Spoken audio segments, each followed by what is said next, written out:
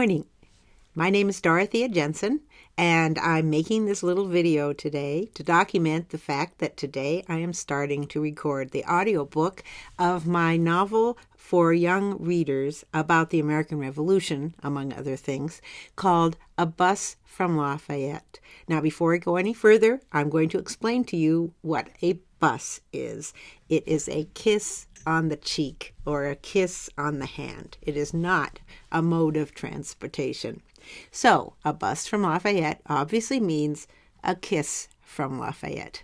So, I'm going to start today to read the opening chapter, which starts with a journal entry by a young girl whose name is Clara Hargraves.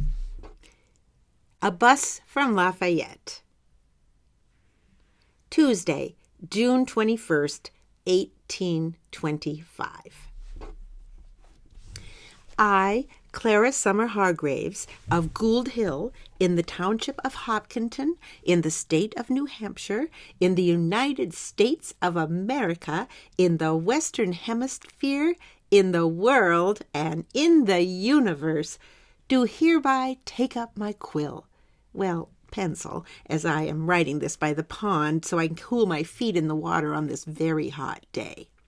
To keep a truthful, well, mostly faithful account of my life from today forward. My father's new wife gave me this journal the day she married him, exactly 1 year ago. Before then, she was only my Aunt Priscilla, a Boston old maid schoolmistress, no less. She is so very prim and proper that I call her Prissy, but inside my head, not to her face. That would just be courting trouble. Prissy married father a scant, sorrowful week after mother died. I must confess, but only to these pages, I often do and say things I know will irritate her. Not an admirable thing to do, but I do it anyhow. As today is my 14th birthday, however, I am trying to turn over a new leaf. My stepmother deems me a hopeless hoyden, more a romping boy than a proper girl. She keeps harping at me to act like a lady, but the ladies do not have any fun with their long skirts and their turned-up hair. They sit around doing embroidery, which is another name for torture, as far as I am concerned. Today is also the day summer begins. My mother gave me my second name because I was born on the first day of summer. She joked that I owed my hair color to the strawberries she had been picking and eating when I decided to arrive.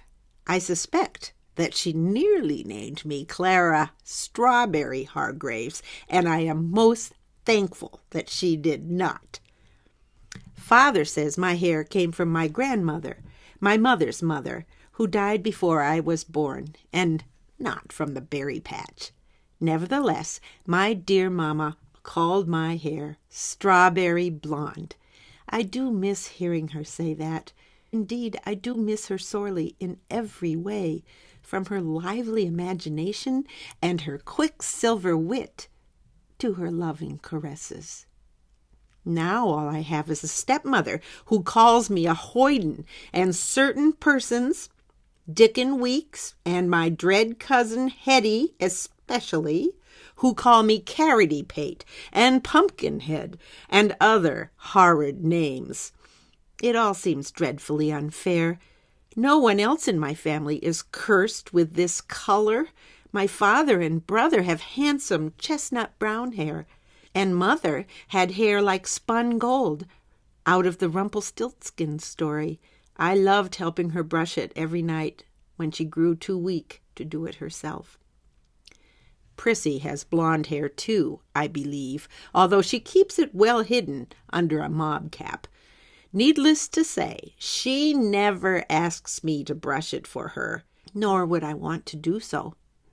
How I wish my hair looked gold like mother's, or black like Hetty's, instead of this infernal red. But That will all change as soon as I get enough pennies in my pocket to carry out my plan. My plan is simple enough. A few weeks ago, I saw an advertisement for Simeon's lead combs. It said that combing the hair using one of these every day would turn red hair into a beautiful shade of black. The next time I was in Mr. Town's store, I learned that he carries these combs. I do not know if I have enough pennies saved yet, but I will ask Mr. Town how much this miracle worker will cost, as soon as I get up the nerve, that is.